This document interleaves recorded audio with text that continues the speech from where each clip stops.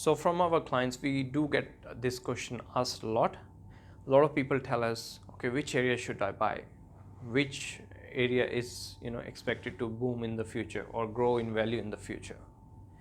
One of the you can do a lot of research. You can do read a lot of newspaper research papers or some datas everywhere.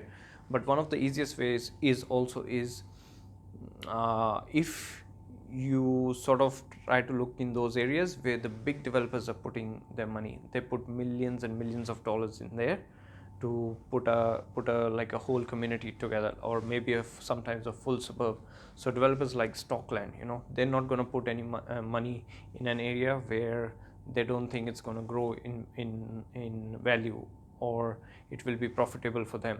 So they invest a lot of money into a particular area, and within that development, because they're big developments, they put a lot of parks, a lot of local facilities, schools, different amenities, libraries, things like that. It's a big plan, but they do their research and then they start to work on those plans. So one of the easiest way, or quick way, if you're not sure, is to go where those kind of very big developers are putting their money in, because they've already done the research for you.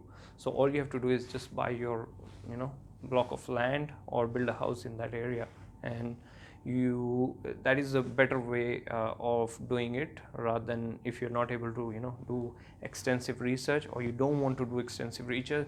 That is one of the easiest way to leverage what big companies like Stockland have already done, and then you just buy in that area. So that is something that you can look at. Okay, I would love to know your thoughts as well, so please don't forget to comment. Thank you.